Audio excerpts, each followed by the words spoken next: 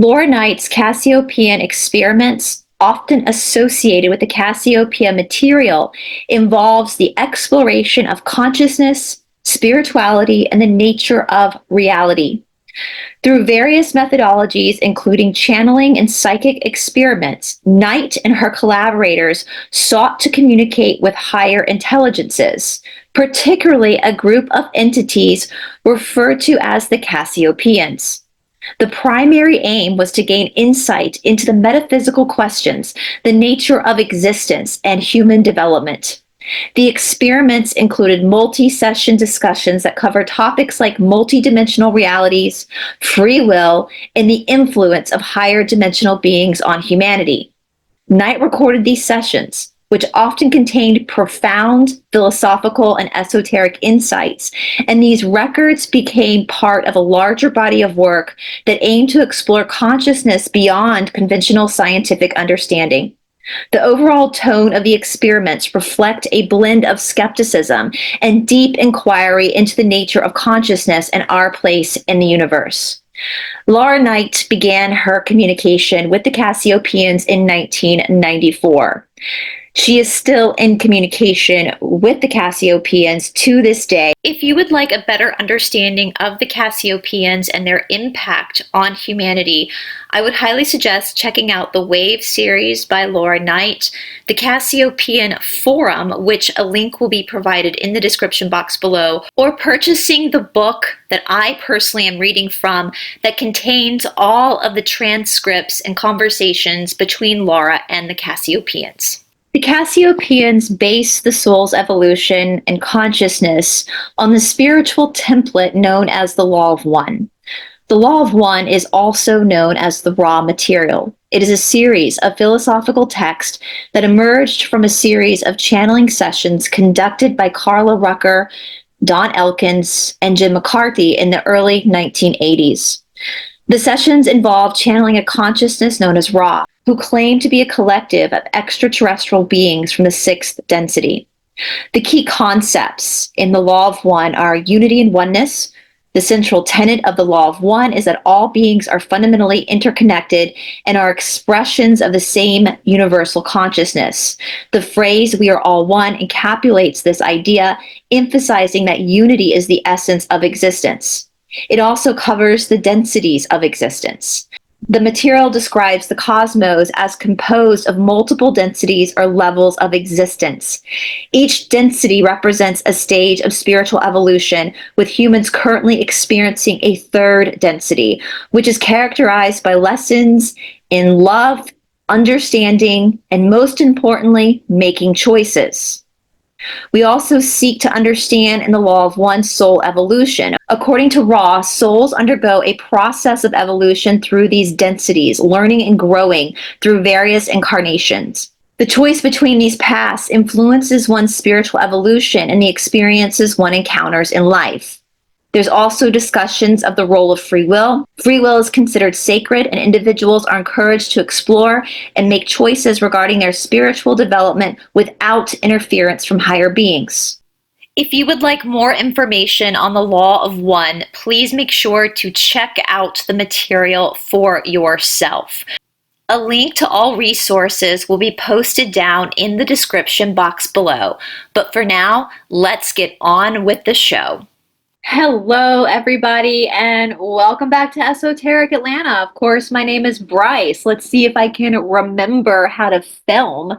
You might think that's odd because videos were dropping last week, but they were pre-filmed videos because I was traveling last week, but I am back now in front of my camera. It's kind of nice to be away for a week just to kind of hang out and just rest, but now I'm ready to go. I'm back again. I'm ready to go. I hope you guys had a wonderful Ishtar break. For those who know, you know, Ishtar. I hope the kids who were on spring break had a wonderful spring break. I hope you all got some rest and recuperation and are ready to tackle the spring and then the coming summer, which we know the coming summer, according to the Cassiopaeans, is possibly going to be dire. As I'm recording this, it is 9:16 a.m. on Monday, April 21st, and my boyfriend just got home and he said that the Pope just passed away. So if you're wondering why, I am not going to be mentioning anything about that in this episode. This episode will probably air on Wednesday. That's why, because I literally just got the news. So I'm sure we'll be discussing it more this week. I've got Catherine Edwards coming back on my channel this week, as well as Paula. And Tamara is going to be back on Friday. So I'm sure we'll have a lot to talk about, current events on Friday, especially with Tamara. So don't worry if you don't hear me talking about the Pope today. It's because I literally just got the news. I think he's been gone, but good riddance basically is the way I feel about that. So, but nonetheless, we are going to be looking at another Cassiopaean reading today. 3 things before we get into this reading. First of all, I got a comment about the introduction being a little too long or whatever. I think I said this in like the first Cassiopaean video I dropped. So I have a pre-recorded introduction video that I play in all of these Cassiopaean videos. And that is because I know that people are going to click on this video who've never heard of the Cassiopaeans and who have never heard of the Law of One. And so I feel like it's necessary to have an introduction for every video in case somebody wants to do their own further research or needs to know the context of what the Cassiopaeans are talking about when it comes to like service to self and service to others. So I'm sorry if you find that kind of long, but it's absolutely going to be on every video because on this channel, we are service to others and we don't gatekeep on this channel. And so we want to be able to give the information to those who need it. Now, the beautiful thing about YouTube and about these videos, because these videos are not live. I don't do a lot of lives. They're all pre-recorded. So once the video drops, there's this cool thing you can do on YouTube.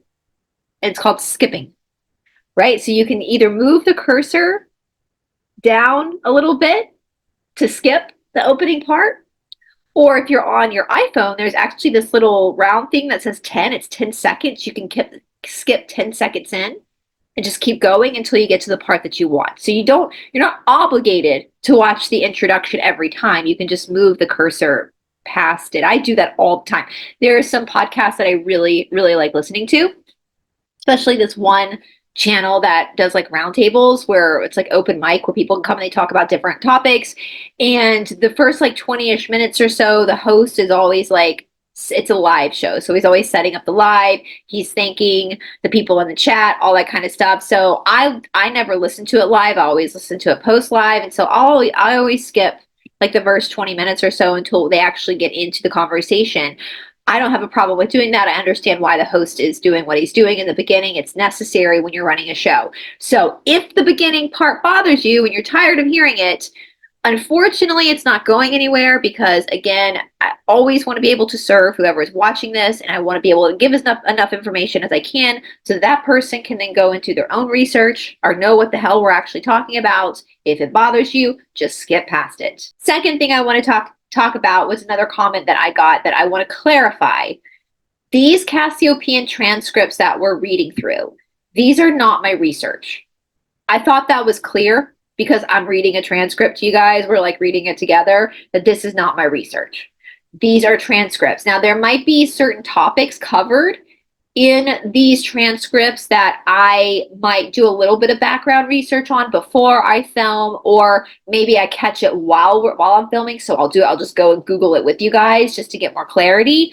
But this is not my actual research. I had a pretty nasty comment about, paraphrasing this, he thought I was better than this because of my past research. In what area, in what realm did you think this was my research, sir? Like, that's my question. Like, I'm actually literally reading from a transcript with you. Like, this is not, have you ever seen me do that with my own research? No. And when I do my own research, the way that I format, like when I do, and there are over 1,000 videos on my channel, guys, most of them are deep dives. So when I do deep dives of my own, I set it up like storytelling. So I have an introduction, I have the intro song, and it's told like a story. I'm not reading off of anything like I'm doing now. It's a very different setup, okay?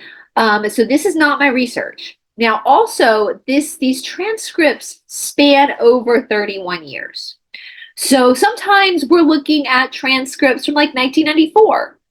And if we're on 1994, the date is right there. I always say the date. Sometimes if you go back to 1994, other information hasn't come out yet in our timeline. And so that's why certain things aren't being brought up in the transcript, because it hasn't happened in the timeline yet of humanity. Does that make sense? And the Cassiopaeans, they're only going to answer the questions that you ask.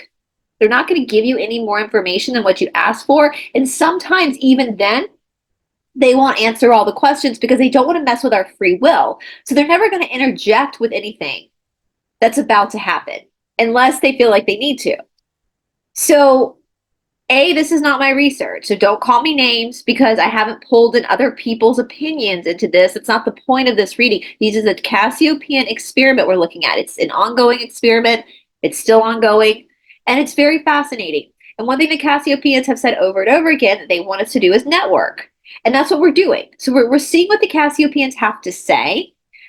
I'm talking about it with you guys. I'm talking into a camera. And then when I post, I always go back and check your comments because I want to see what you guys have to say about it. That's what the Cassiopaeans want us to do. They want us to do that because I'm living my life through my perception of the world.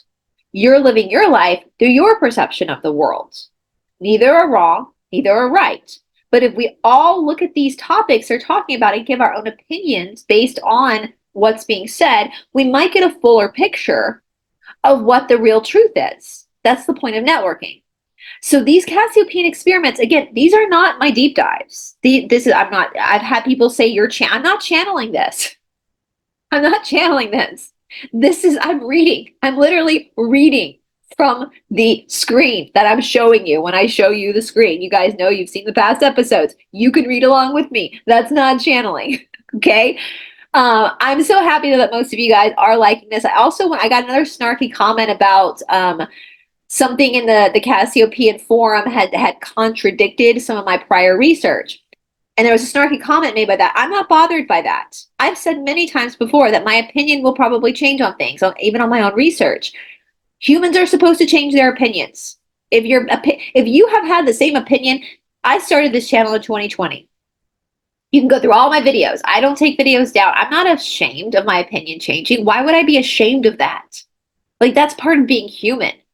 It's part of being a humble human being, is having your opinion changed. Yeah? So if you go through from when I started my channel in 2020 to now 5 years later, you're going to see a vastly different Bryce from where I started to where I am now. And that's because I'm an open-minded person. That's one of the things that I actually like about myself. I've always been open-minded. Back when I was even a kid, I remember being like, I don't really care. As long as you're happy, you do you. Like, I'm very open-minded. I remember there was a story about I was in a rickshaw once in India with two other women. These two other women were like arguing, and I was sitting there. And my friend Chris was another rickshaw behind us. And I was just sitting there kind of looking out the window. And Chris said when we got back to our house, he was like, I was telling them that while those two women were arguing, Bryce was just probably sitting there looking out the window, didn't even care. Because that's just how I am. Like, I just don't, I'm very open-minded. I'm okay with my opinion changing. And I promise you should be okay with your opinion changing too. Opinions are subjective. They're subjective. And when more information is given, they change, or they should change, right? Like, look at academia. If you study certain academics and you go through their whole career, they will have changed their opinions all day. And they will admit, like archaeologists, when more evidence is uncovered, an archaeologist will very commonly say, I used to believe in this theory, but then we found this evidence, so now my opinion has changed. That's normal. And I don't care. I don't care if the Cassiopaean stuff contradicts my research. I don't care. I find it fascinating. I like being challenged. I like when people say, yes, but have you considered this? Because then it gives me more to think about and it expands my knowledge. I'm not here to be a know-it-all. I don't know it all. In fact, the more I learn, the less I actually know. Right? The third density is not the density of wisdom.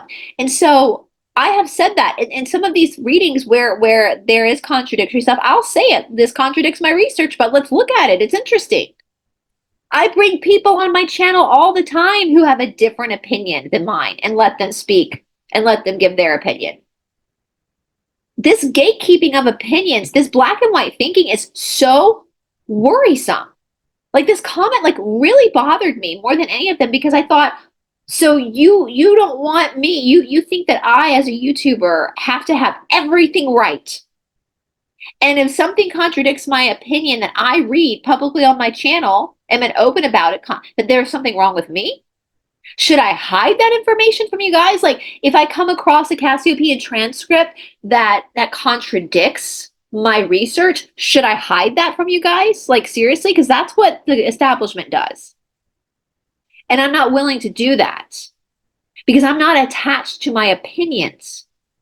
I spent 19 years on my yoga mat working on myself, working on my soul. I understand that my thoughts, which are opinions, they're just thoughts, are not who I really am. And perhaps that's the big problem, is that people are so attached to their actual opinions that they've misidentified their opinions with who they are as a person. If the internet went away tomorrow, if everything went away tomorrow, yeah, I would miss talking to you guys, but I have a sense of self. I don't need to be right about everything because I have a sense of self that I can relax into. My opinions, my ability to be on YouTube does not define who I am as a person, as me. Again, that out of all the weird comments that I have gotten, that one bothered me the most. Our opinions are supposed to change. They're supposed to. And it is okay. It's okay to have people in your life that have a different opinion than you. It's okay. I promise it's okay. I prefer having people who have slightly different opinions from me. As long as our morals are the same, I'm cool. I'm cool with that. And I'm absolutely comfortable reading other information that contradicts my own research. I'm totally comfortable with that. Because I'm not even attached to my own research. Right? I'm not even attached to it. So why are you so attached to my research that you then are uncomfortable when I present evidence that contradicts my own research? Why does that make you uncomfortable? Does it make me uncomfortable? This is why I always say you have to do your own research too. Don't rely on me for the truth. I think I've gotten pretty close to the truth in a lot of my research, absolutely. But are there some things that might be inaccurate? Sure. Sure. And when more information is given, my opinion will shift with that information. This channel is not, I'm not a scholar. I'm not. I guess Eastern philosophy, yes. I mean, that's what I do for a living outside of YouTube. But when it comes to this stuff, my boyfriend laughs all the time with my deep dives. He's like, this is your private school education coming out. Like, you know how to research. And yeah, I do know how to research. I enjoy researching this kind of stuff because I'm petty and I'm nosy. I'm a nosy, petty Betty, and I just want to know what's going on. I will sit there and I will read through court cases and I will dig and dig and dig and dig until I can figure out where I've been tricked, where we've been tricked and lied to. But that does not mean that my research is not fallible. I'm a human. Humans make errors all the time. Most research, here's a little something to you guys.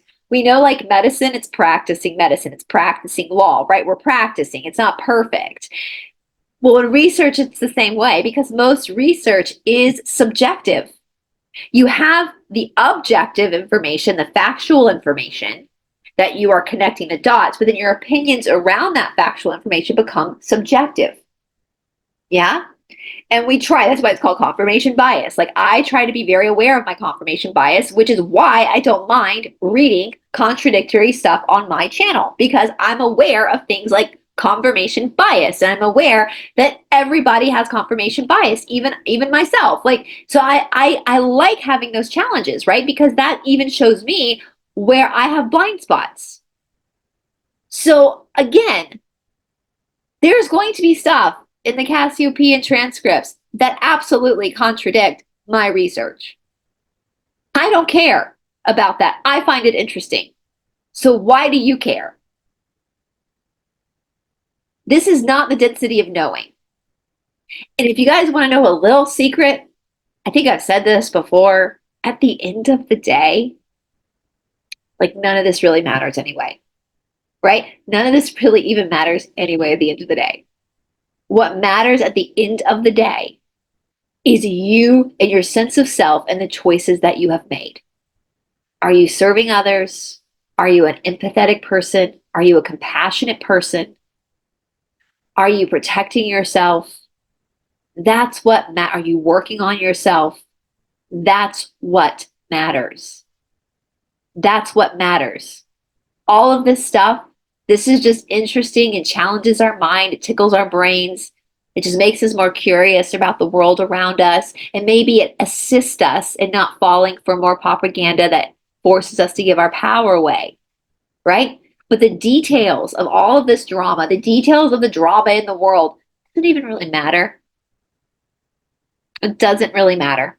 It doesn't matter who's really alive or not alive. Like, it doesn't matter. What matters is you and the choices you're making and your work that you're doing on yourself. That's it. So I would really highly suggest, if you find yourself getting triggered by the fact that I am reading contradictory information on my channel, my own channel, from my own research, that would be a huge indicator that you probably should do some soul searching. Because if I'm not bothered by it, if I find it interesting, then why are you? Because I'm the one that did the research in the beginning. I'm the one that sat there and spent hours researching to present it to you. So if I'm not bothered by the fact that they might say something different, then why are you bothered by it? And I'm going to tell you something now. If you're looking to YouTubers or Telegrammers for the God's honest, totally factual truth, then you've got more problems than just my channel. Because nobody knows the full truth. Nobody knows the full truth, you guys. Not even the Illumashmati. That's not what this density is about. Nobody knows the full truth. And when people claim to know the full truth, that's a red flag. That's a red flag. Every human being should be comfortable with their opinions changing. Every human being should welcome people that have different opinions from them into. Not one person in this world is going to have the same opinion with you on everything. Trust me, my boyfriend and I have very different opinions on a lot of things. But we're in a relationship. It doesn't matter. Just makes it interesting. So, with that being said, your triggers are your responsibility. They're not my responsibility. Do not project onto me your triggers, because every single action that we take goes into a bank. Either the service to self bank or the service to others bank. And if you're going to be projecting your triggers on me or anyone else in your life, that's service to self. If you are identifying with your opinions as who you are as a person, that's service to self. So maybe if this is resonating with you, maybe this is something you maybe should go work on. If you're not your thoughts, then who are you? Take away your name, take away your country, your political affiliations, your job, your title, mom, husband, sister. Take all that away. Who are you? Take away your race, your age. Who are you? You're a soul. That soul got nothing to do with any of this. My soul's got nothing to do with this. This is just the manifestation of my soul for the lessons that I need to learn on this planet in this time now. Same for you. Same for you. Every single person walking on this planet right now has karma. If you don't have karma, you wouldn't be here on this planet right now. So what's your karma? Work on those lessons. All right, with that being said, let's get into this day. I have been taking some screenshots of y'all's questions, and I'm going to be looking into some of the questions. Now, a great question we had was about other third density planets, and if other third density planets experience the impact of the Lizzies like we do. And that was what I was going to do today, but that's going to take a lot more research. I'm going to have to actually sit down and talk to my boyfriend about this, because that's a very detailed question. So another question we had was about reincarnation. And this person asked if I've done a deep dive in reincarnation, and I've never done a specific deep dive into specifically reincarnation. I think I do have a playlist called Reincarnation, but I've never really done like an actual deep dive into it. The reason being is, to me, that's like a mute point. Like, I absolutely believe in reincarnation. In the last study I looked at, but like 70%, so a very high number of people do believe in reincarnation on this planet. It's not even just like an Eastern philosophy thing. Like, if you look at cultures all over the world, reincarnation has been taught. It used to be a part of the Gnostic, the original teachings of Christ were reincarnation. That makes sense to me from a karmic perspective. We know that energy can't be created or killed, so it has to just go on. And so it just kind of was a mute point. Like, I didn't really feel the need to ever do like a deep dive into reincarnation, because it's just kind of like saying, doing, to me, in my opinion, like doing a deep dive on why the sun rises every morning. Like, it kind of just is. It just is what it is.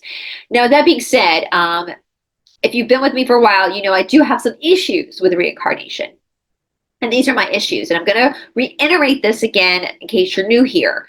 So my job outside of YouTube, my actual job, is I am the only female in the state of Georgia to be authorized from KBJAYI in Mysore, India. I teach a very traditional form of yoga, and with that comes very deep philosophy. So a lot of this is dealing with Prakriti and Purusha. So the soul is Purusha, Prakriti is the material world, the illusionary world, as we were literally just talking about with opinions, the Shiva, the Shakti. The body becomes, the life we're in becomes the karmic creation of the soul, which is why exercise is so important. We have to be in our bodies, because this is the soul we're finding itself through the experience of the body. With that being said, when we live multiple lives, issues that were not completed, so lessons that were not learned, karma, that's what karma is. Karma is lessons, it's your work, will then be dragged over to the next existence.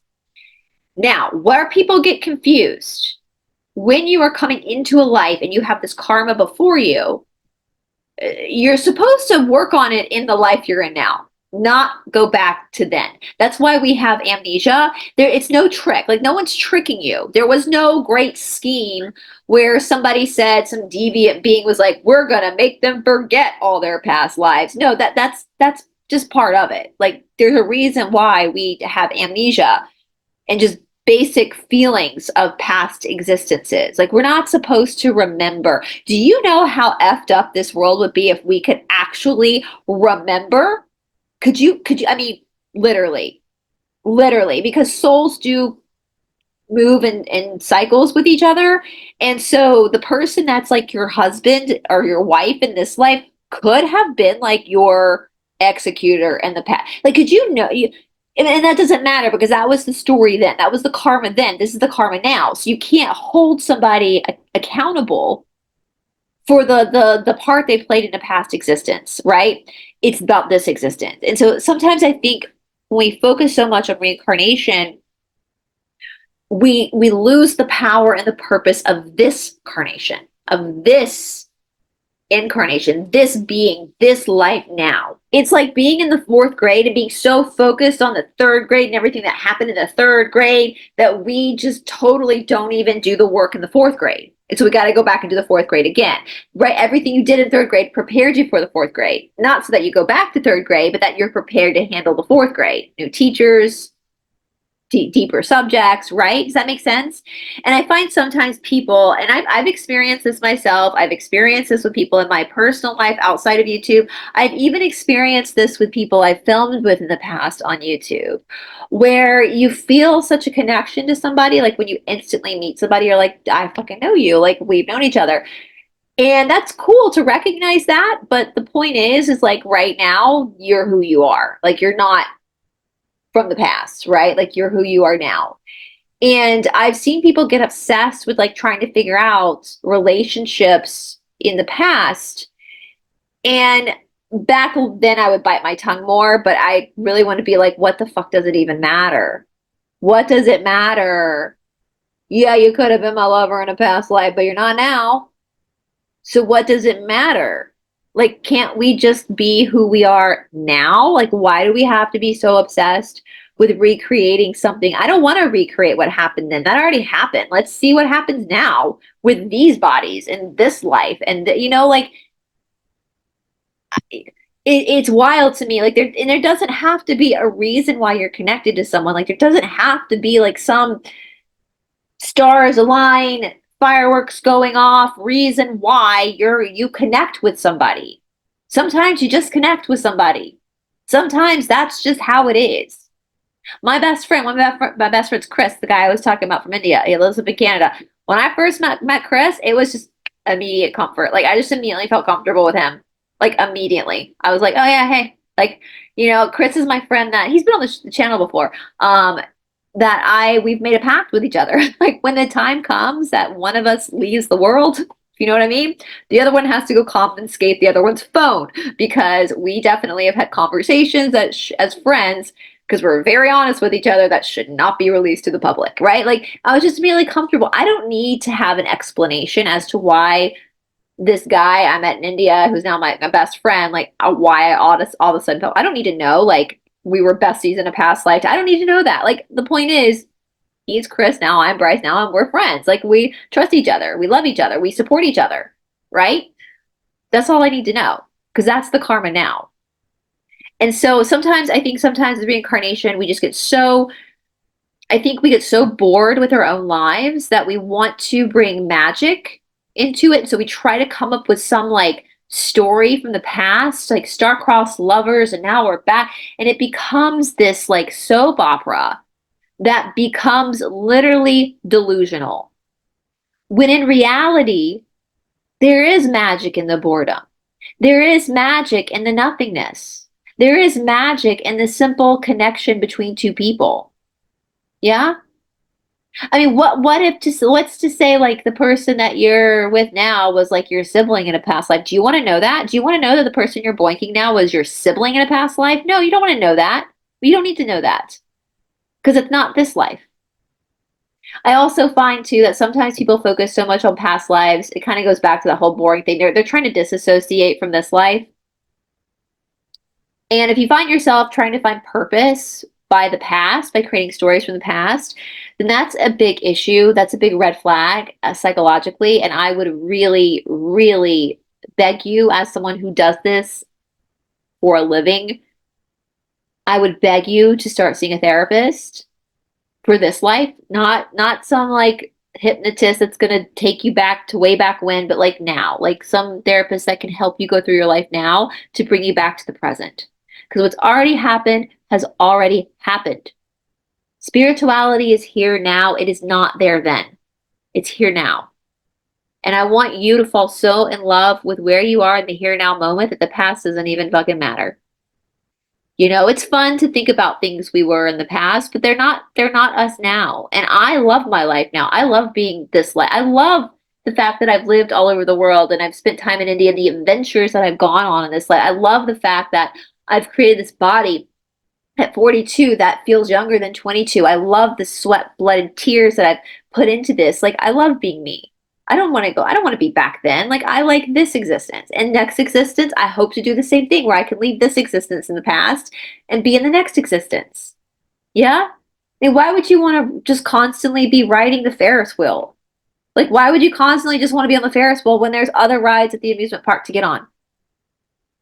So if you're finding yourself being so obsessed with reincarnation that it's literally disassociating you from this life, go see a therapist. Please go see a therapist. Start an exercise program. Really get into this life. Start journaling about this life. It's not necessary to know certain things. There's a reason why we don't remember them. All right, I hope that makes sense. But with that being said, I did Google reincarnation and I found there's lots of stuff. The C's talk about reincarnation a lot, but they're kind of blasé about it, just like I am, but this one really piqued my interest because it pulled up the book Many Minds, Many Masters by Brian Weiss, which is a book. I hate to say this because this makes me sound so, I read this book in college, which was over 20 years ago. Oh my gosh, was when I read this book. And it's very interesting. Brian Weiss's books are very interesting. Now, as you guys know, though, with the Cassiopaeans, it's not just one subject they cover. There's lots of things we're going to talk about in this actual reading. Again, there's lots of stuff on reincarnation from the C's, but this one seemed the most interesting to me. I will, as always, I will put the link down in the description box below, so you are more than welcome. And I highly encourage each and every one of you to go on the forum yourself, to read stuff yourself. This is a free forum. This is not mine. This Laura Knight and her crew put this out. So The seeds are for everyone. Now, again, you can join the forum if you want to. I have not joined the forum. I like kind of sitting in the back and just observing with this stuff. But you can join the forum if you want. And that will allow you potentially to be present for some of these readings. And as you can see, Laura she's American. She's from Florida. She's my boyfriend's cousin, if you guys didn't know that. And they're from Florida. They're a big Florida family. She lives in, I believe, France now because her husband's job or something. So they are doing the work in France, but you can join them via Zoom if you want. So you have to join the forum though to do that. But anyway, so this session is from the 13th of January 2024. So this was not that long ago. Laura and Andromeda are at the board. So they're the ones that are actually talking to the C's. These are the people that are in the room with them. And then these are the people that are on Zoom, that have zoomed in. Okay, so we start this off. Laura says this is the 13th of January, 2024. She gives a review of all the people present. And the answer is love to you all from Pierre, who is also present. Now, Pierre, we've talked about Pierre before. I mentioned before, Pierre, I think he lived with Laura in ARC for a while, but he's no longer here. He was unalive, not maliciously. It was his time. And so it's interesting that he's actually on the other side now with the Cassiopaeans when he was literally just here with us on this side of the veil. If you watched part 1 of the 2020 conspiracy over on RUMBLE, he had an incredible question. So this is very recent that he passed. An incredible question about truth and lies that was covered in that. So that's Pierre. Laura, okay, does Pierre wish to communicate? Not this time. He is happy to commune with all. And who do we have with us this evening? Okay, I always struggle with their names, but I love when I do these readings with other people because other people also struggle with their names too. Grazielea of Cassiopeia. Laura, all right. So let me see about these questions. Okay, some of these questions I don't think they're really relevant or generally helpful, so I'm just skipping over them. But here we come to one asked by Gotta Think, and she writes, so one thing I want to mention too, especially when we get closer to present day readings, they literally write everything down that's happening in the room.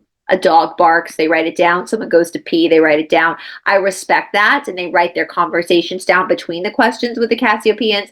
Some people find that annoying. I respect it because they're being completely transparent. Okay, so Gotta Think says, fungal infections have high prevalence around the world, but are often unrecognized. Baking soda solution reduces viscosity of mucus and kills fungus due to the alkaline pH. What percentage of our members would benefit from a sinus rinse using bicarbonate of soda and or using solution in a nebulizer?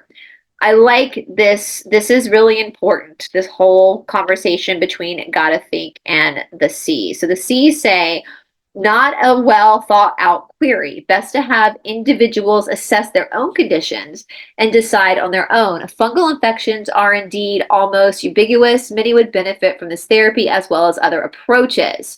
So what are the C's talking about? So this goes back, and this is wild to me. I know you guys have probably heard me say this before. And if you are on the board, like I'm not, but if you are, maybe ask them this. In the 31 years that they have been doing this, and I have searched high and low, not one time have they actually asked about yoga, which is bananas to me. Like that is a wackadoo to me because a lot of the questions that I read, I'm thinking, oh my God, if you guys would just read the Yoga Sutras, you wouldn't have these questions. Because the answers are literally right there. Just go to Barnes and Noble, go to Amazon, anywhere you can find. And it's wild to me because the Yoga Sutras in the Vedic text literally cover stuff like this. And it is literally, I feel like the yoga is literally a manual.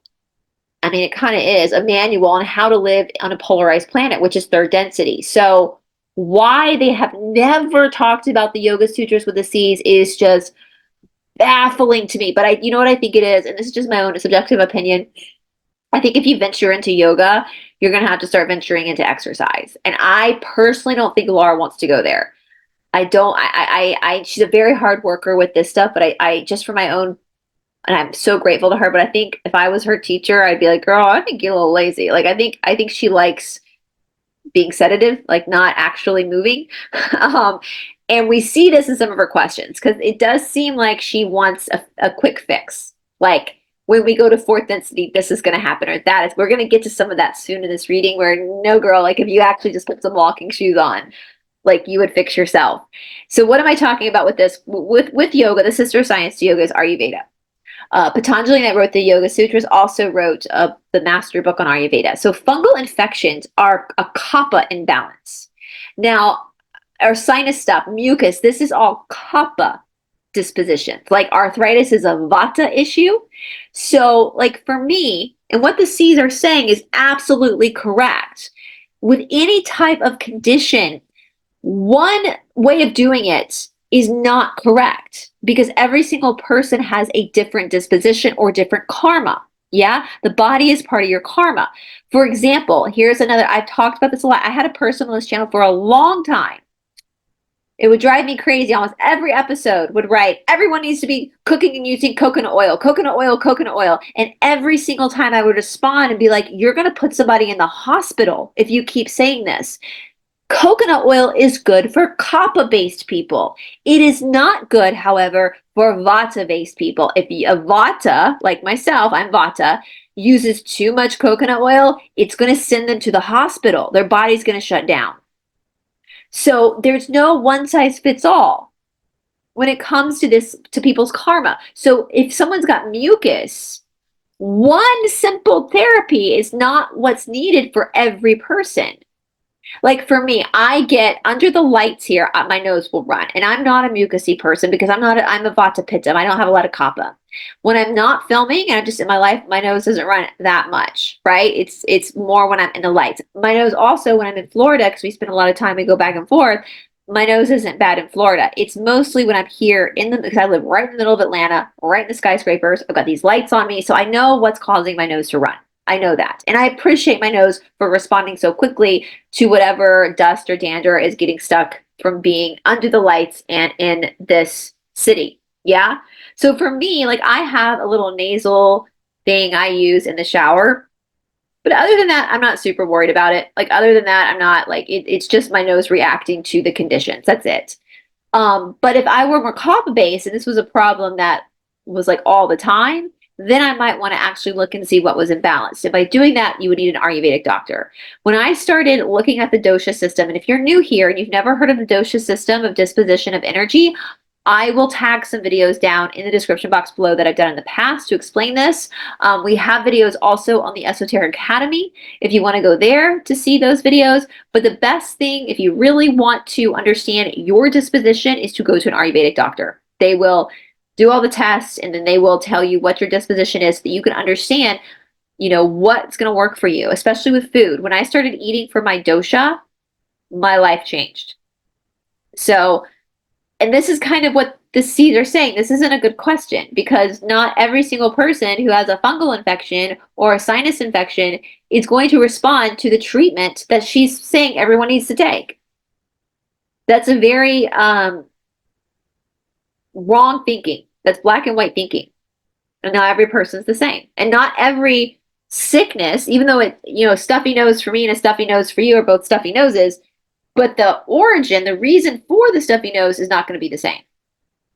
And that's what in traditional medicine, holistic medicine, that's what we're looking at is what is actually causing this imbalance. Because in traditional medicine, in Ayurveda, it's not a sickness really, it's just an imbalance. So we have to bring the body back as a dis-ease, to be out of balance. So it's bringing the body back to a more balanced place. I hope that makes sense. All right. So Gotta Think says, older transcripts refer to a genetic alteration that causes truncated fluid flow. Is the fluid being referred to the cerebral spinal fluid? No.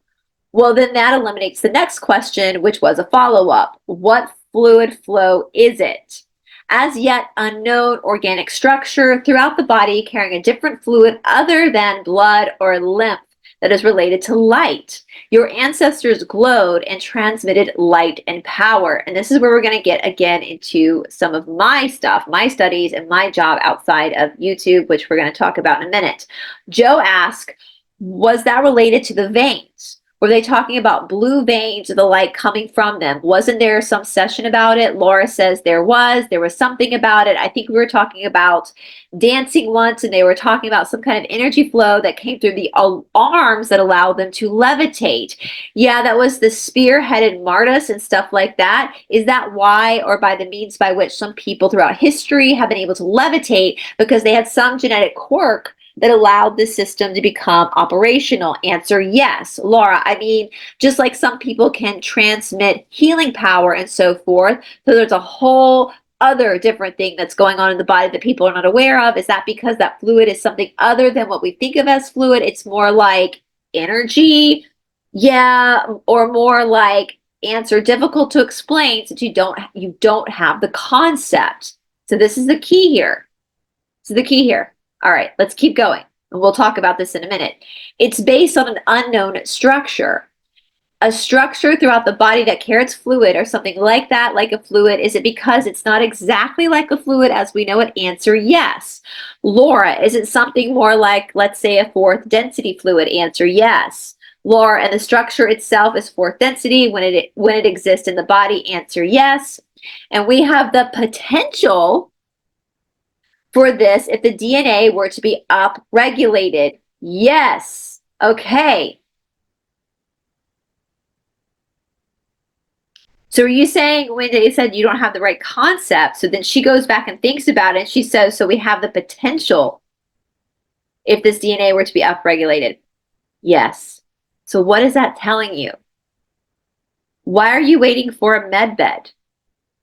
It's already in you. It's already there. Why are you waiting for a light body when it's already there? It's already there. Why do you think levitation is common in India? Why do you think all these siddhis, as they're called in the Yoga Sutras, the glowing of the body, seeing the auras, that's common in places like India, where for centuries now, they've understood culturally that you have to work on yourself. All these people, and I know I'm preaching to the choir, but all these people sit around waiting for a med bed. That's so different than waiting for one of these, or waiting for a magic pill from the doctor to make you skinny. The med bed's the same. You're giving your power away. You're allowing somebody else, and that is service to self. In the Yoga Sutras, it says there's effort that has to be made. You have to meet God halfway. You have to put effort. This is a structure that moves in the veins with the blood and the lymph system. What makes your blood pump in a healthy way? This is a Jeopardy question. What is it? What activity makes your blood pump in a healthy way? Exercise. Exercise. This is why old spiritual practices from the ancients, not just in India, but in Egypt, in the Druid faith, the Native American faiths, they had a form of exercise. They weren't trying to look good in a bathing suit. They were trying to activate their chakras. And it makes me so, I mean, I think more people are going service to self than even realize it. All these Americans, especially anybody in a first world country, laying around on their lazy fat asses, eating junk food, watching TV all day, waiting for someone to come give them a magic pill or a med bed so they don't have to do any effort because they're that entitled. And they're that spoiled and narcissistic to not realize you came here to work.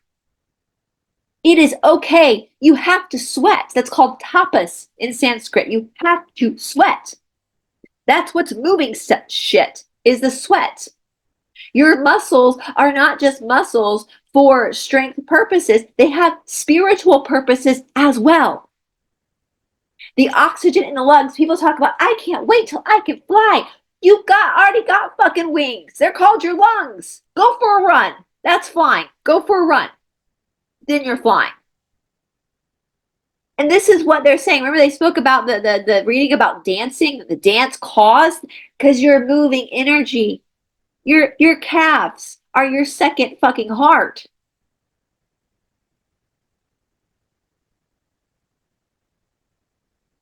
I mean, how your spine is what carries Sushumna, which is the base of Kundalini energy. If your muscles are weak, your spine's going to do this and your back's going to hurt.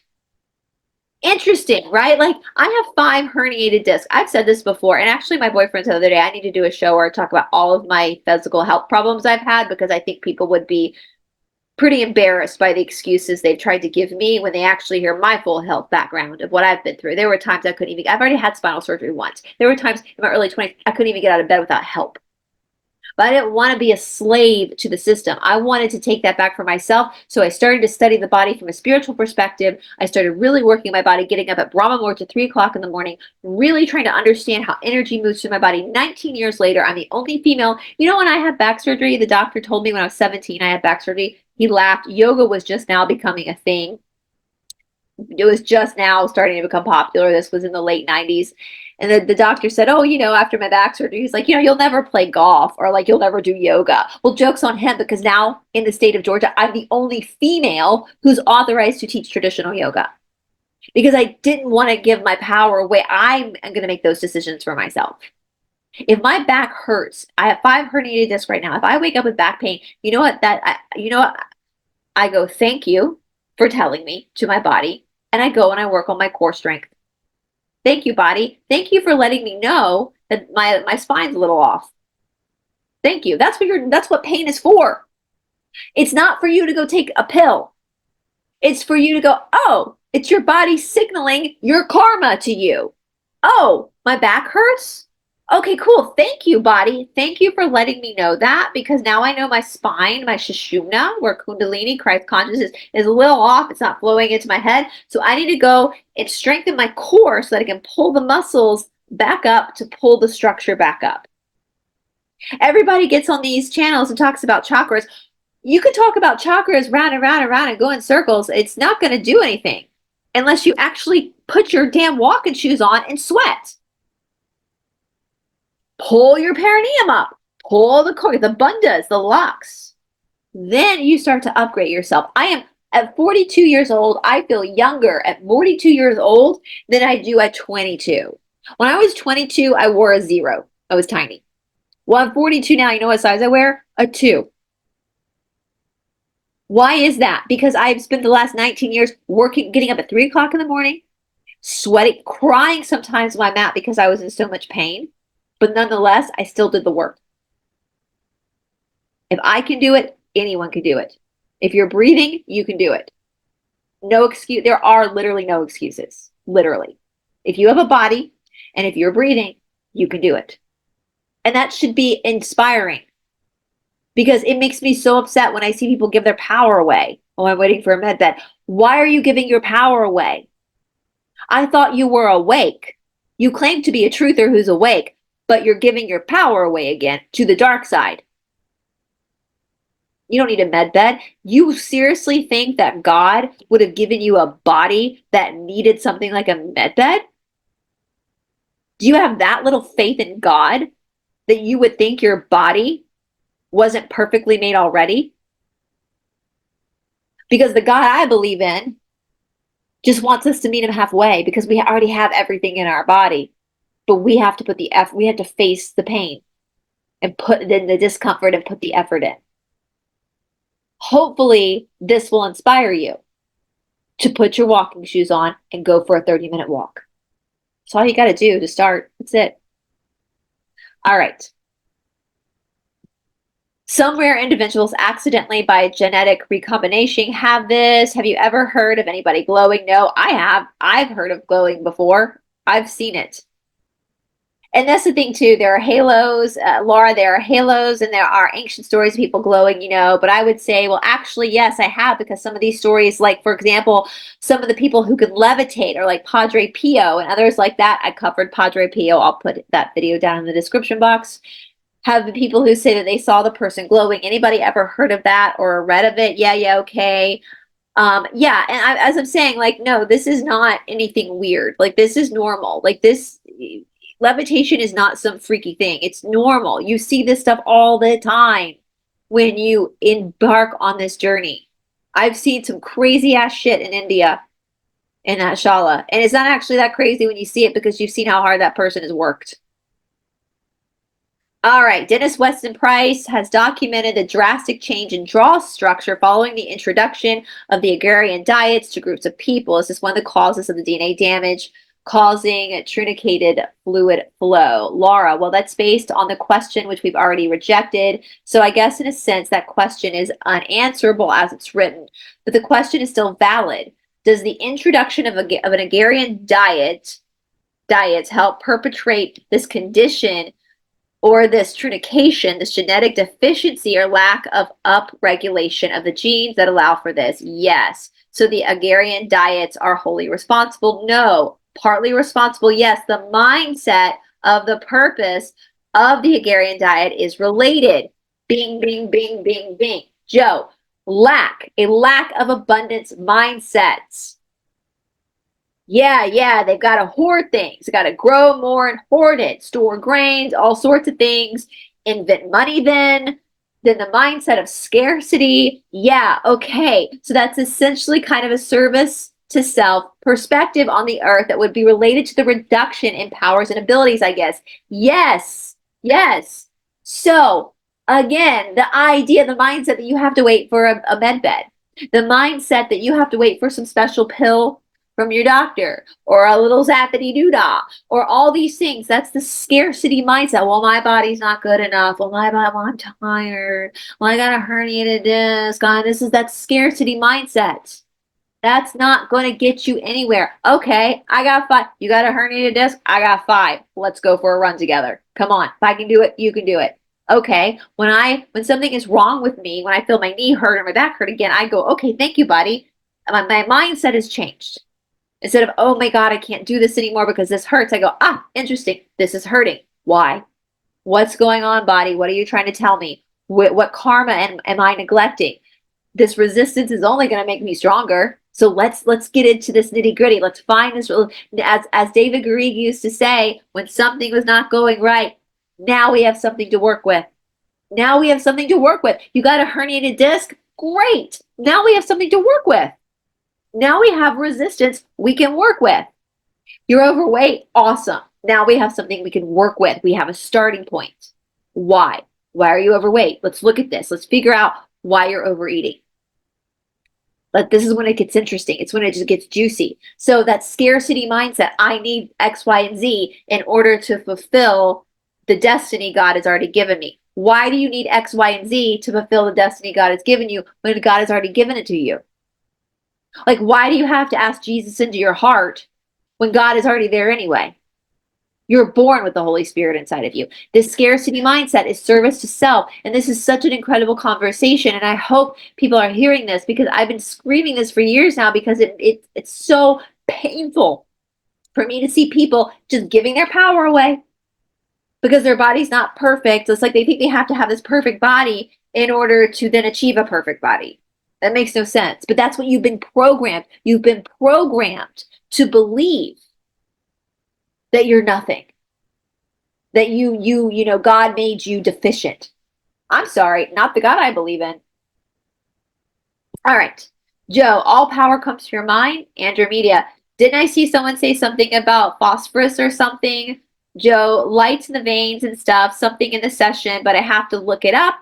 Yeah, but they warned me not to consume phosphorus or I'd have, a Highlander quickening. Laughing. So the next question. Are bloodlines 4D service to self hermaphrodites? No. Andromeda, who? Joe, what's a bloodline 4D service to self? Laura, I don't know. Jones, do bloodline 4D service to self have something that is similar to an additional vagal brake, giving them more control over their heart rate? Yes. Jones, this would mean that they are less likely to lose awareness by being a sympathetic or dorsal vagal state when under stress. More is implicated than that. Okay, so when we say 4D service to self bloodlines, we're talking about Who? The Illuminati, the establishment. All right. So it's more than just giving them control over their heart rates. Answer yes. Does this mean that they have the ability to put themselves into something like suspended animation? Yes. Laura, does this have something to do with their ability to prolong their lives? Answer yes. Joe, are we talking about undergrounders here? Yes. I actually need to make a note. We need to actually do a whole show just on the undergrounders. That will probably be on RUMBLE when we do that, but that should come. Is that what Jones means by 4D service to self bloodlines? I don't know. It's not clear what is meant by 4D service to self bloodlines. Why would the question be asked as to whether they are hermaphrodites? Answer. Sexual energy is a function of their intellects and can be aimed at either male or female. Also, this energy can be present even in those engineered beings that have no apparent gender.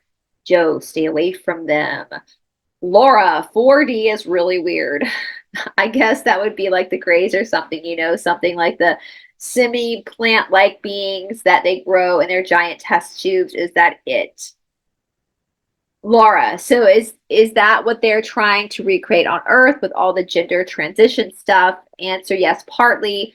Sadly, humans are not often able to transition to mental schmecks.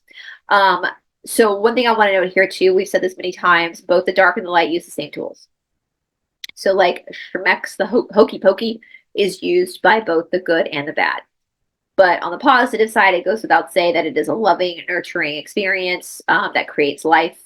On the negative side, it's used for power and control and dominance, like raping people, RAPE. This is why I've said before in other videos, any type of spiritual person that's in like an open relationship, that's a huge red flag for me. Like if I'm going to a healer and they're in an open relationship, I won't go back to that healer. And that's because that tells me that fundamentally you don't understand energy. And if you don't fundamentally understand energy and karma, then how are you a healer? So when you are intimate with somebody, you're sharing karma with that person. Two are literally becoming one.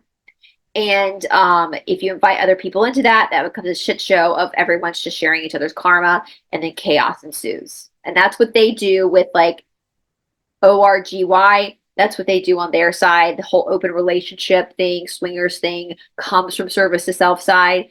On the service to other, I'm not trying to sound like a prude. Trust me, I'm not a prude, but I am monogamous because that is spiritually important. That's spiritual hygiene, because I understand the implications of karma and energy. And that goes for all sexuality, from hetero to homosexual.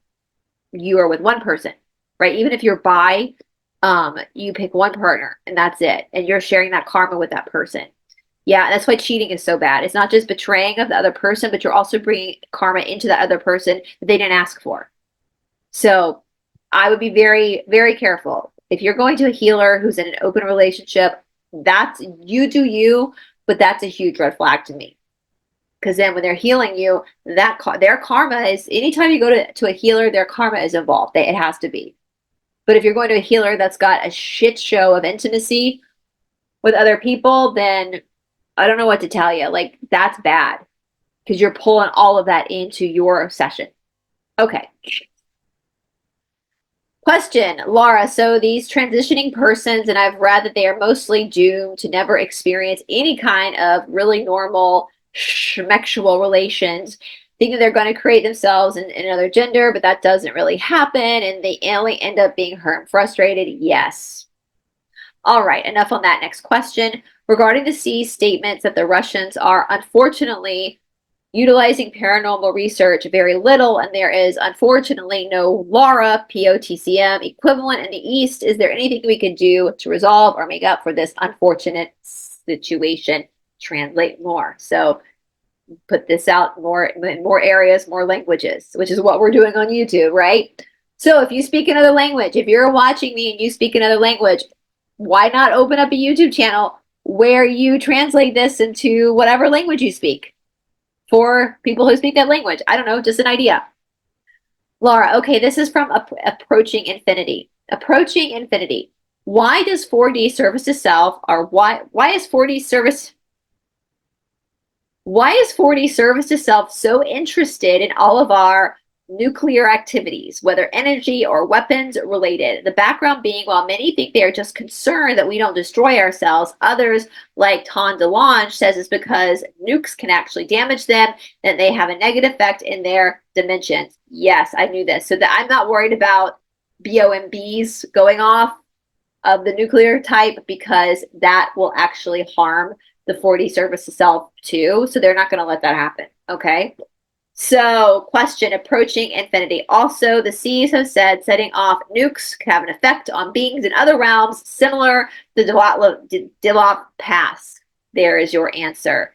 That's an interesting story. I've thought about covering that, but there's so much to that. And there's so many podcasters and researchers that have done a great job deep diving that. Question, Laura. So the reason they're concerned or interested is because nukes can break dimensional barriers. Yes. Laura, and those barriers can not just be horizontal dimensions between densities.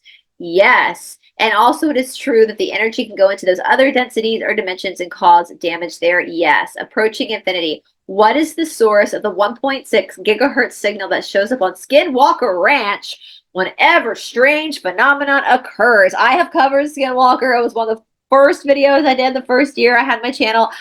If that video is still up, I don't know if YouTube took it down. Sometimes it surprises me. I go to look for a video and it's not there anymore. But if it's still up, I will place my Skinwalker videos down below. Skinwalker Ranch scares the literal shit out of me. I would love to go to Utah and experience beautiful Utah, but I do not want to go to Skinwalker Ranch. Breaking dimension, curtain and leaking of energy. Laura, okay, now we're on page 3, approaching infinity.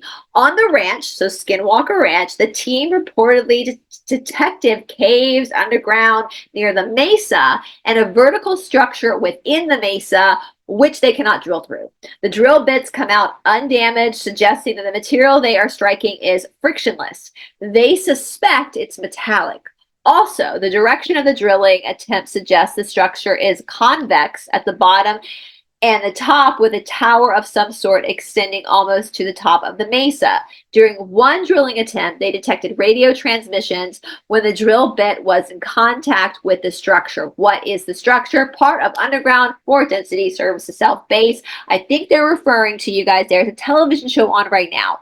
I'm not sure which streaming platform, where a research team, it's like multiple episodes, I think it's multiple seasons too, where they're on Skinwalker Ranch doing a lot of these experiments. So I think that's what they're referring to. So Skinwalker Ranch is something you're super interested in. I would definitely check out. I'm not sure which streaming service it's on. You might just have to Google it, and depending where you live in the world, it might be a different streaming service. But it's the new Skinwalker Ranch TV show. All right, so the C's mentioned that Islam is the miscegenation of the worst of both Judaism and Christianity. There is a strong black and white thinking in Muslims, particularly in countries where they are a minority, including certain European migrants that follow Muslim canon law that divides the world into 2 camps, the abodes of Islam and the abodes of war, at their own peril. How is this psychology sustained so strongly even in this age of technology? Is it related to the rigid practice of prayer, or is there more to it? I would say that is Christianity as well, because as I said many times, in my lived experience, I've never been threatened by a Muslim. I've gotten a file full of unaliving threats from Christians. Answer, don't really need much more than intensive, familiar, and social programming. I mean, that's true for even Christians, anything, right? Look at what happened in 2020. Also, there is the circumcision during the pubertal imprint point. Do Muslims circumcise at like puberty or something later? Like 13. 13. Anybody know for sure? Yeah, Joe. Yeah. I'll write them. I guess the experience that a guy has when he's coming of age, kind of, so to speak, you can really have an impact. I mean, it's not just infancy. I guess puberty is a time of imprint too. Temperance. Does spring dew have a special properties as described in alchemical lore? Not as you were thinking it as a metaphor. So it's not really spring dew, it's Mountain Dew. So the subsequent questions are irrelevant. Most things in alchemy are metaphors. What is the purpose of the face peeling in Los Pilacaras incidents? You guys, I had to look this up. My Spanish is terrible. This is wild. I don't know if you guys know much about this. So is it Peru? I think it's Peru. My mind's gone blank. I apologize if it's not Peru. But this entity, speaking of skinwalkers, it's like a humanoid creature. It's like 7 feet tall, according to local folklore, and they like peel the face off of people. And it's not just, in my opinion, some like crazy local folklore, old wives' tale, whatever. They've actually tried to get the government involved because this has become so crazy. I think it's Peru. Let me know, you guys, more about that in the comment section if you know what they're talking about here. It's wild. I'd never heard of this before. So I was skimming through this. I went and looked it up, and oh my God, like this is so scary. And they're saying it's side effects of exposures to fourth density services self energy similar to radiation. So if you're from Peru or an area where this legend exists, does that answer your question? Like, let me know. I'm curious to hear more from people who are familiar with this incident and what that answer means to you. Like, does that make sense to you? Okay, question, Ryan. Are the thought plane described in session 18, March 1995, the imaginal realm, the informative field equivalent? No. What is the relationship of the astral plane to any of these?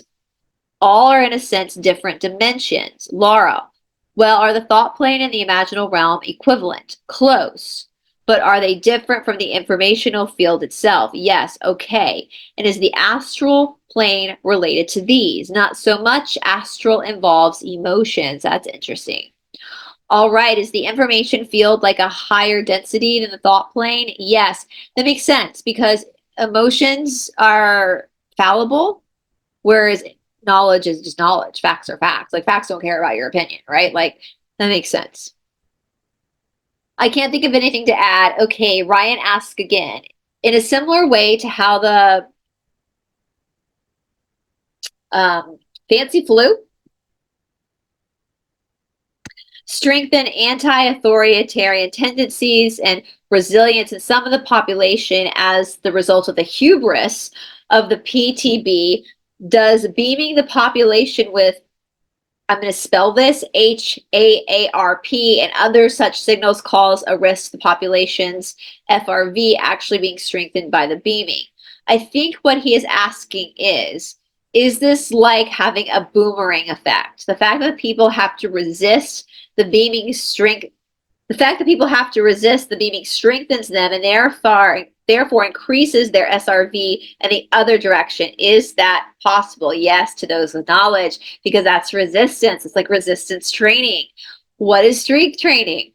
Weights. You add extra weights, more resistance to get stronger, and so you become stronger and you know what you're doing with the resistance. That's what I was talking about with the back pain. It's the same with the information. It's all the same. Do you guys see that? Like that's why exercise is the foundation of spirituality, because everything you do in exercise is a metaphor and preparing you for everything out in the world, right? When you learn how to use resistance to your advantage, you get stronger. When you learn how to, sorry, they're being very loud outside. When you learn how to lift weights properly, it's to your advantage because you get stronger. You're not beaten by the weights, right? So everything they throw out at us, if we use it properly, we become stronger. We don't sit around weakening ourselves, waiting for some med bed or for some military to come save us. We become stronger. We take our power back. Yeah? Joe, exactly. You have to know it's happening to resist it. Yes. Can I ask a quick question? What? Was the dead cat we found outside of our gate last Friday anyway related to TC's event, or was that just a coincidence? I'm not sure what the TC event was.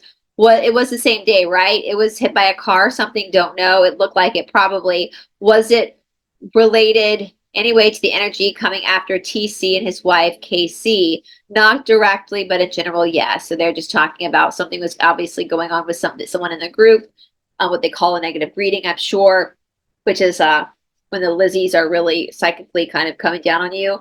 And so they're saying not directly, but it was probably the same type of energy. That's what I get from that anyway. So there's some kind of free formal energy floating about, hitting a susceptible, yes, like a ripple. So Ryan then asks, at the time of the cosmic catastrophes related to the fall of Atlantis, What happened to the population of Athens, i.e. Russia? Who were the Atlanteans' opponents? Answer, suffered cataclysms like everyone else, but with more survivors. Ryan, what relationship, if any, did they have with the Celtic people of the British Irish Isles who constructed the megaliths? Ancestors were the same. So the ancestors of the Russians and the Celtic people were the same. Yes. Question, Seek 10. C's mentioned that fourth density service itself aims to eliminate the true Semites before the transition. Is the current and recent past Palestinian resistance to Israel the result of true Semitic gene type? Partly, insofar as any of them carrying it. Okay, I have to be careful with these words, guys. I read that, but I'm not going to say these words going forward. You guys know why. Are you saying that the P's may not be S's or only partly S's? Yes. Laura, I think we once established that the S's were something quite different from what we call them today, so they can't necessarily say that the P's are S's or even that the J's are S's. Is there a significant Joe asks, is there a significant concentration of people anywhere in the world that carries that S gene that they're talking about? Yes. Gabby, where? Answer, yes. Gabby, where? Neil, or whom? Answer, Russia. Interesting. Joe, not your average S's. Seek 10. The current war seems to be focused in the Middle East. Do they have other plans for the true S's in other regions like the West or East other than the Jeopardy Doodah framework? Answer, review knowledge and re-ask in a different form. Question, Laura. Well, let me ask this. Are there a lot of people in Iraq, in Iran, who are part of this true S type? Answer, yes. Question, Laura.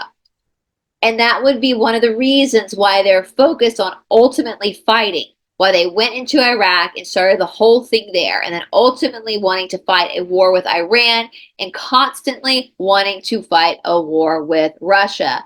Neil through UK, RAINE, Laura, and just bleed Russia dry. That's part of the whole thing. Is that it? Answer, close. Question. Today, the world is divided into 195 nations. Right before the Younger Dryas event, was the world similarly divided into empires, colonies, countries? Yes. How many such nations existed? Hundreds. Question, Laura. I don't think an exact number is needed. Neither do I. I don't see the point in knowing an exact number. Was it, as Graham Hancock suggests, that hunter-gatherers lived inland and more advanced civilizations lived almost exclusively on the close coastal lines which were submerged? Answer, close. Okay, here we go. As you can see, here we go. Question, in the book Many Lives and Many Masters by Brian Weiss, basically describes the journey of how he, being a moderate psychiatrist, discovered the process of reincarnation through patients under hypnosis. In the in-between life moments, patients' voices changed, and he no longer was in communication with the patient, but some beings called the masters who were giving him some universal knowledge. Who are the masters he communicated with when a patient under hypnosis went to the between lives moment? Answer, the 5D self, which is the higher self, the soul. Joe, do you merge with your fifth density? Question, Joe, do you merge with your fifth density yourself when you go to 5D? Answer, eventually or partially depending on your plan or destiny. In a previous session, the C's answered close when I asked if Teotihuacan was built by the Olmecs. What would make it closer? Or what detail is missing? Who built it? And this is in Mexico, I believe. Teotihuacan is in Mexico. Group you wouldn't recognize even if named. The previous answer is as close as you can get. How many Israeli civilians were actually unalived by the Israelis themselves? on October 7th, 2023. Answer nearly all. I'm kind of hesitating. I hope that doesn't get me because I just said those words, so we're going to be careful. Question: what percentage of truth is in Plato's account of Atlantis as it's known to us? 70%. Did Troy ever exist as a town? Yes. And if so, where was it located? England. That's interesting, isn't it? Where Troy once stood. Yeah, we knew that one. Did the Trojan War really happen as depicted in the Iliad? No. If not, what was the inspiration for writing the Iliad? Catechisms. So what was being depicted was basically kind of like a recounting of the cataclysms depicted as kind of like other densities fighting, and this being represented on Earth as a cataclysm. Yes, a docudrama. A docudrama, yes, a dramatic representation. What percentage of human souls in 5D are aware of existence of fourth density? Small. One has to be aware of it before death, otherwise it is veiled. I was just asking that today. Yeah, I remember. Does fourth density service to others have any bases on or inside our planet? Answer: a few. Question: can human souls from 5D temporarily appear fully embodied on Earth and interact with incarnated people who would not be able to tell the difference? Not as such. FRV would prevent this. So I think like the barrier would prevent that from happening.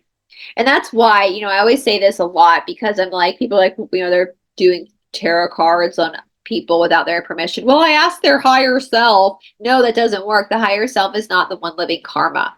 The lower self is. So if you're going to pull tarot cards on someone without their permission, you're doing a service to self action. You're doing that service to self. You can make that choice. You can go there, but you're going to have to pay the consequences for that later. You have to ask the person's permission to do that. Okay. Laura, okay, here's a question about Barbara Caves in India. Somebody tell me something about Barbara Caves in India. Somebody tell me something about them so I have an idea of what I'm asking, that I'm asking an accurate question. Mahat, are you there? Yeah, I think those, if I'm correct, those are the ones that are perfectly crafted. There are like 3 of them in India. They were perfectly crafted, and there's no way that with our technology that we've done that. That's it. That's the only thing that I know. So yeah, India's got a lot of that stuff, like crazy stuff. You look at it, you're like, there's no way. There's no way. I think some of it might be Tartarian, but not all of it. I mean, as you guys know, if you've been here for a while, I've spent a lot of time in India. Trust me, there are some stuff you go to, especially in the middle of nowhere, India, and you're like, how the hell did they do this? They're saying that these caves were made by fourth density service to self to receive human worship directly. I totally get that. We talked about that with a lot, Anakar, a lot of these old towns, but also I do think some of the stuff, not all of it, but some of it might be Tartarian.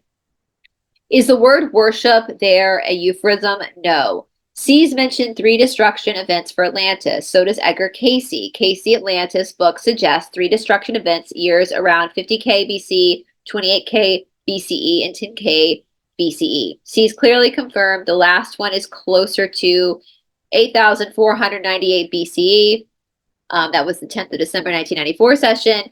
Are the first 2 destruction years Casey suggested correct? Close. If not, what are the approximate correct years within 2K of express date? Question: what is this destruction event and approximate year that made the Parathas go extinct? 50K YA war. A war 50,000 years ago? When did Indian plate get connected to the Eurasian plate? Is it 70K years ago or after that? Close enough.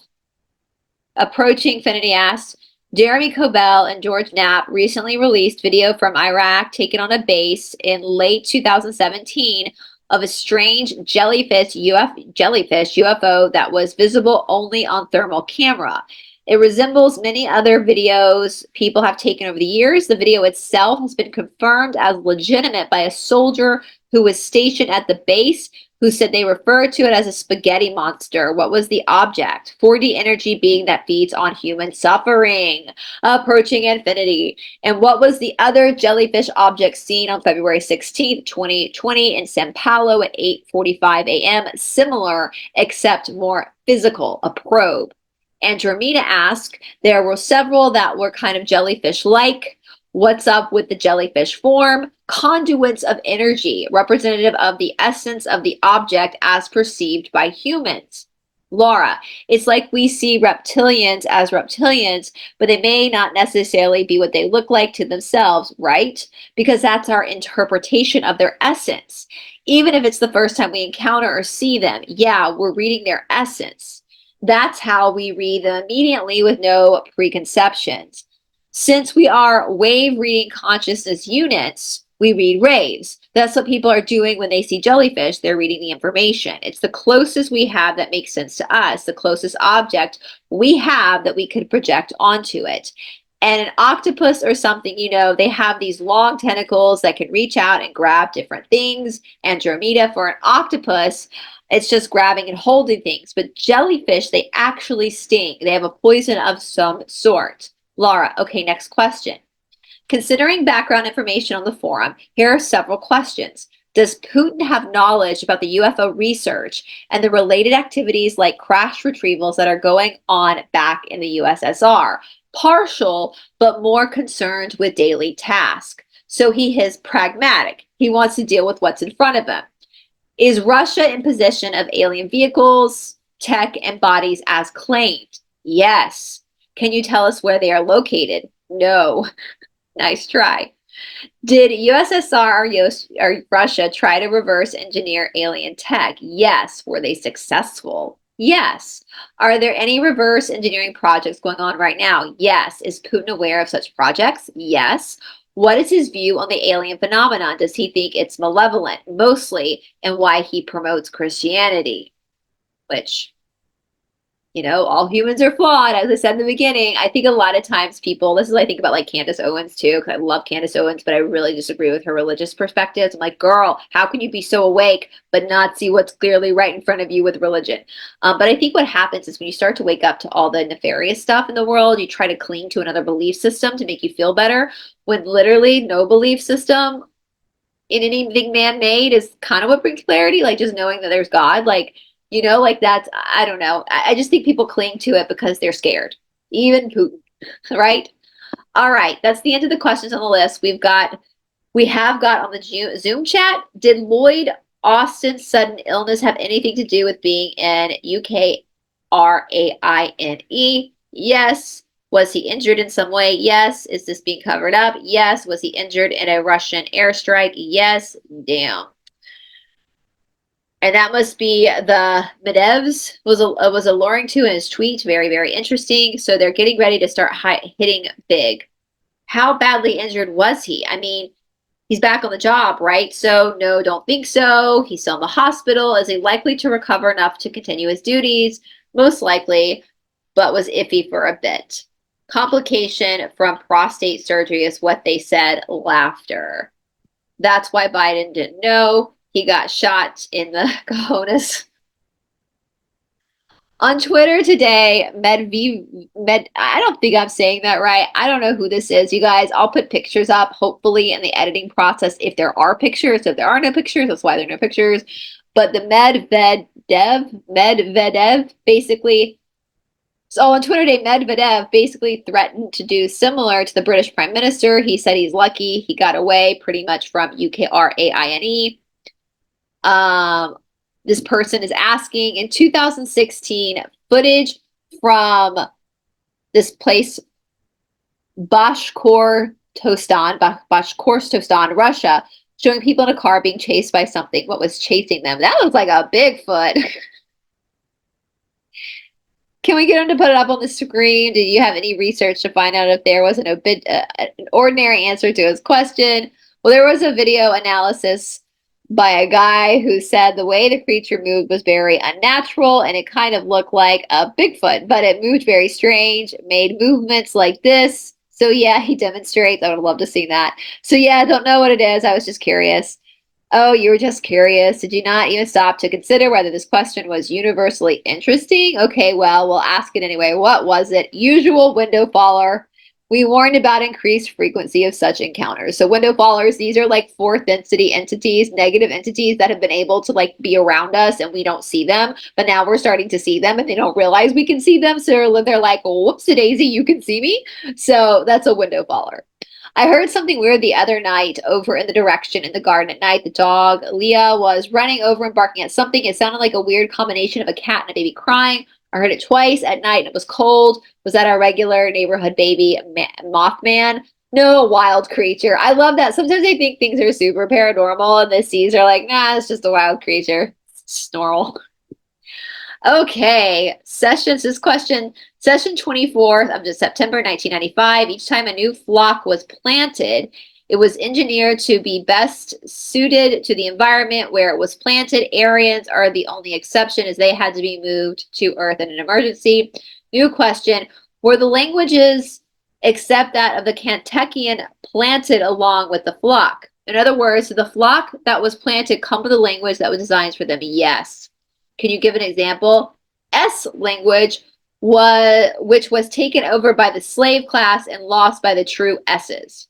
So that would suggest that it was really hard, if not impossible, to track languages by following genetic flow or migration patterns, because in some cases, a slave class can take on the language of the ruling class, then later the ruling class can lose the language and the slave class can keep it alive, or even vice versa. Yeah? Yes. But essentially, it is the case that all languages are derived in some sense from, say, fourth density engineers. Yes. And are those words, are the languages, they are related to the FRV in the group of engineers that are creating a particular group of people? Yes. So that would answer, so I can answer the reason for different languages. It's difference in FRV or status, orientation of the engineers doing the work. Yes. And since I just mentioned it, something has always driven me crazy, that the idea of slaves and slavery. Yeah, I don't know quite how to ask this, but slavery is purely a service to self approach, mostly. In some cases, what is seen as slavery was more like paternal care of young souls recently graduated from 2D. But I'm assuming that that was way in the past. Yes. So anymore, like within our civilization today, as we understand it, in any cases, it would have been purely service to self-manifestation. Yes. All right, next question. From session 23rd of March 2019. In 4D, eventually it will be your job to engineer life forms on the new worlds. A new question. Can you say something about what fourth density service self does in this capacity compared to fourth density service? Sorry, let me say that again. Next question. Could you say something about what fourth density service to others does in this capacity compared to fourth density service to self? Populates worlds and guides them benevolently. Oh, how does that compare to fourth density service to self? Fourth density service to self engineers to be fed and served. Kind of like a parent that has a baby because they want to have a baby to love, and a parent that has a baby because they want that baby to be an extension of them and to serve them. The Seas have also said something about the Nordic covenant business, that people of Nordic descent, i.e. Kentuckian, could be of positive or negative orientation. Its representatives of power center is in the genetics. Next question. Was the origin of this genetic fabric originally designed by service to others, biogenetic engineers? Yes. See answer about tourniquet flow of inner light. Question. Considering the service to self attacks on people with more morsel taste buds, as Pierre qualified the S's, are there any particular efforts that would be needed or helpful to protect this heritage? That's almost too general too. I mean, I think we're in the process of kind of trying to do it, like trying to conserve what is needed to be conserved, to try to understand our reality and base our lives on what is realistic and real. And yes, I think the question is way too general. Just knowledge protects, basically. Yeah, knowledge protects. I mean, I think we're covering that in so many ways. So from the 1st of December 2018, Pierre, what's the percentage of psychopaths among the AJs? I'm going to say 53%. From the 10th of August 2010, Pierre, is there such a thing as, I'm not going to say just because of YouTube, genetic profile? Yes, but it is an S. Well, I think we understand now that the people who carried on being so-called S's weren't the original S's. What causes this shift? Was it a result of an underground program? Yes. In other words, Sargon came along, and because he knew the S language, or what it was, well, was Sargon S? No. Yet he was supposedly the originator of the S groups, deep level punctuator. So he was created to come and rise up and take over and programmed. Was he an undergrounder? Yes. Okay, that's getting too esoteric here. The Mexicans. Was Troy the dominating force in the region before its fall? Yes, the Mexicans. That's the person asking the question. Did it get destroyed during the events of 1627 to 28 BC? No. 1100 BCE. 1100 BCE. Okay, so, but what was the city of Troy? Not necessarily the story of the Trojan War, right? Yes. The story of the Trojan War was probably a combination of cataclysmic events, as well as maybe the destruction of the actual city of Troy. Is that it? Yes, the Mexicans. Did the events of Nefertiti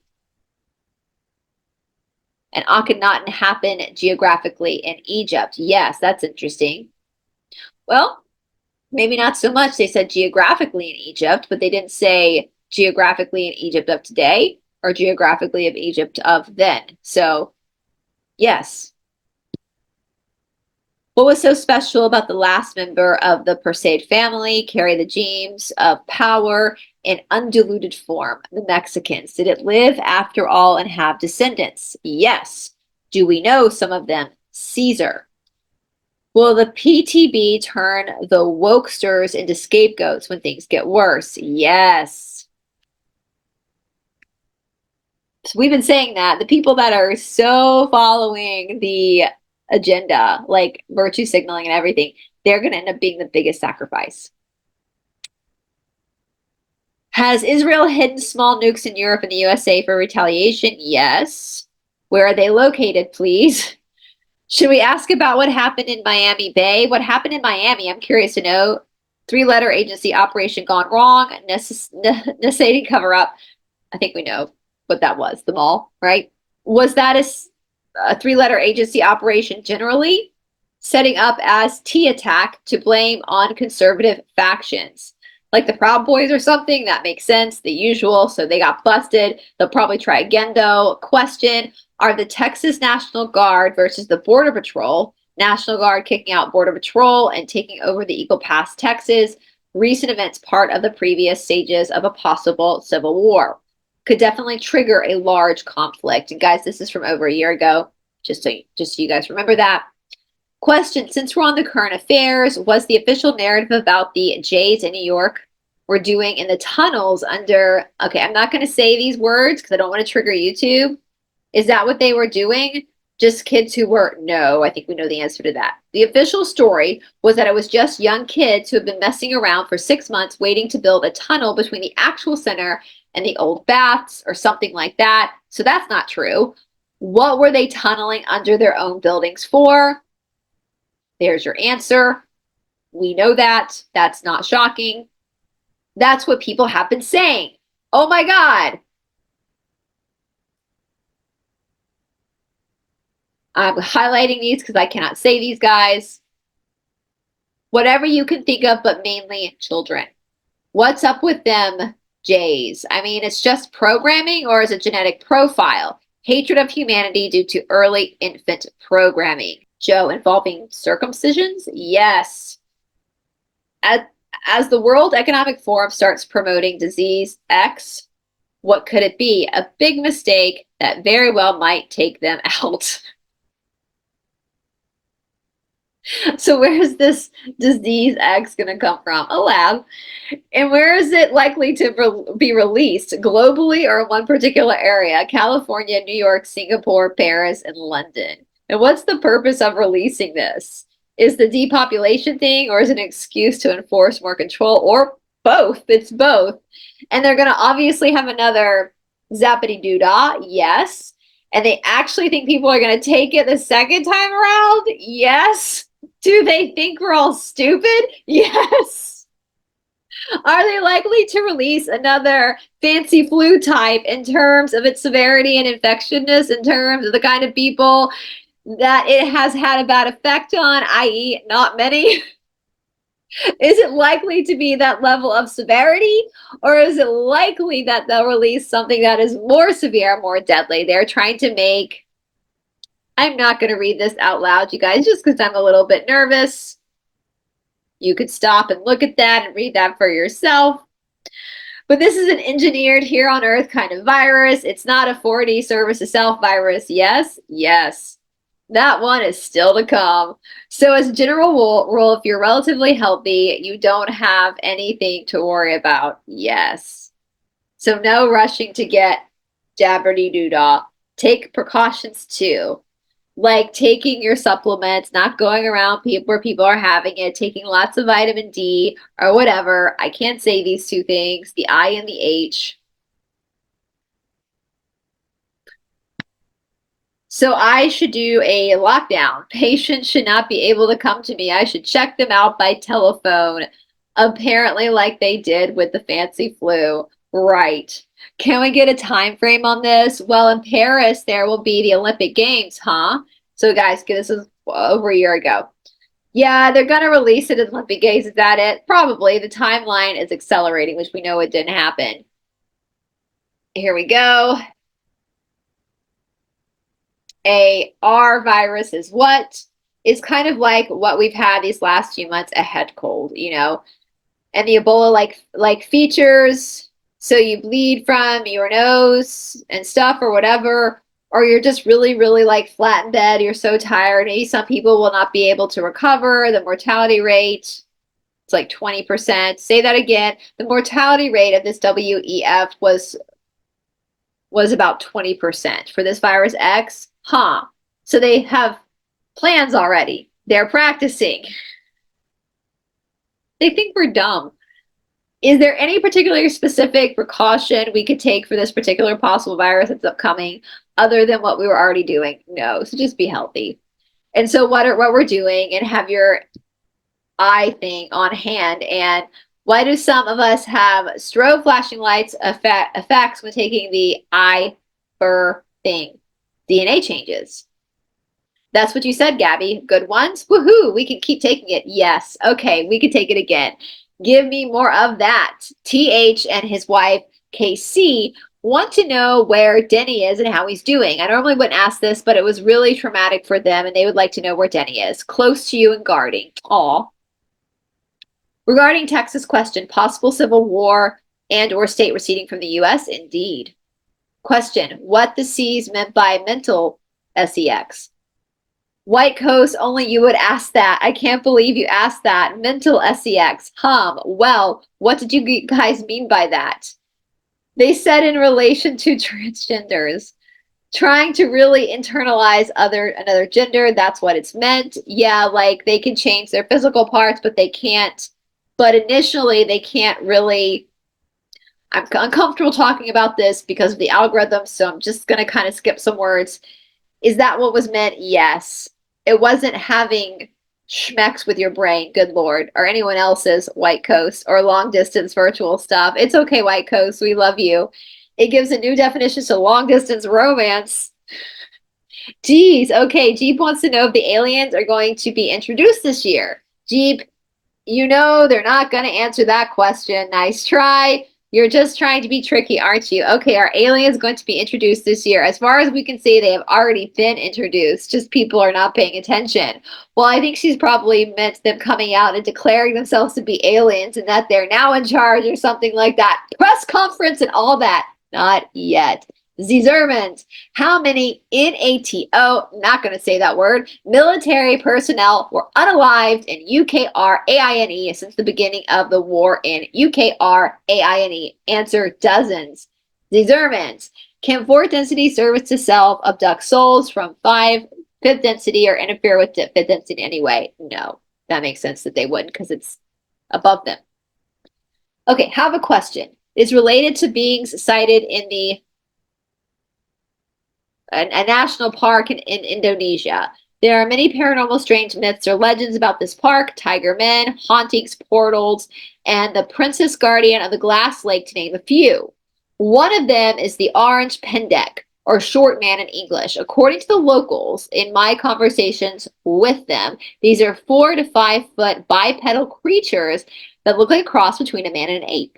Their feet are facing backwards, and they are very strong and able to lift large weights. The locals are afraid of them and call them cursed beings, where if you encounter one, which is rare, all sorts of strange things start to happen to you and your family. It sounds a lot like the bi-density Bigfoots, but they seem smaller in height.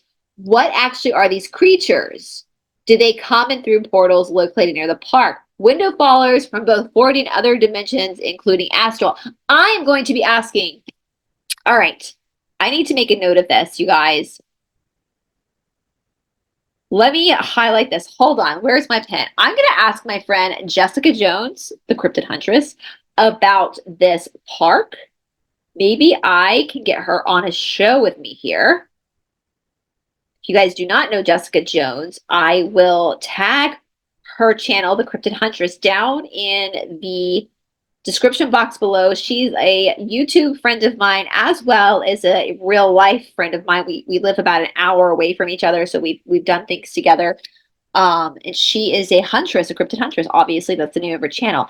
I'm going to ask if she's ever heard of this park, Tigerman. I've never heard her mention Tigerman. That doesn't mean she hasn't. So I'm gonna send her this information, you guys, and also go follow her channel. We'll see what she has to say. So those are when they're real. These little bipedal 4-foot men are real. They're 4D window followers again. And then there was another part of the question: did they come through portals located near the park? Yes, volcanic regions generate portals. White coat. Are there any benefits to learning languages that are more closely matched with flocks that compose your genetics, over and above the general cognitive benefits of language learning? Not really. Questions: German. Do the PTB plan to induce power grid failure in US, Europe? Yes. So that those 10 days of darkness are coming from the bad guys, guys. They're not coming from the good guys. The good guys would never do that. They would never do that. That's coming from the bad guys. Will people actually take the new zippity doo dah? What do you think? Well, I think they're just that dumb. I mean, there are so many people that are just dumb as rocks. The ones who took it already will definitely take it again. Yeah, most of them. Well, then that will just, maybe that's the cleansing they were talking about. Will the people who have already taken the fancy flu, zippity doo dah, be more susceptible to this new illness than people who have not? Yes. Okay, so anybody who has taken it, get yourself cleaned out. Splitting realities. Will you get more powers from illness X by accident, like the first fancy flu wave? Rarely. Will borax be very helpful against these coming viruses if used in advance as general prep? Should we try to stay away from people who have taken this upcoming zippity doo dah? Yes. For more reasons than one. Keep going. Scroll down. That's it. You answered every question. We've been going for over 2 hours, except Joe's. Well, what I was going to ask is, what are the odds of a major conflict in the Middle East involving Iran, etc., happening this year? What are the chances? Good. Are we going to have a major Middle East war, a new pandemonium, we'll say? Secession in the United States, possibly civil war, and the I country, probably an economic crash and a power grid failure. Yay, sounds like a theme park, eh? Yeah. Smoked sausages, here we come. It sounds like a theme park you never want to go to. Create your own with prayer, awareness, diet, fasting. That was their answer. Create your own with prayer, awareness, diet, fasting. So we create our own theme park and hold it in our mental space. Is that it? Yes. All right. I think we're done. I'm a little pooped. This was a very energetic tonight. It was a lot. Yeah. So last question. Is there anything we should have asked that we need to ask? Please give us the answer. Love. You are doing well. Network. Goodbye. End of session. All right, you guys, what did you guys think about that? I have lots of notes now. I'll definitely be getting in touch with Jessica, and I think the next one we'll do part 2 coming up of the 2020 conspiracy that will be exclusively played on RUMBLE and over on the Esoteric Academy. All right, you guys, I'll talk to you all very, very soon.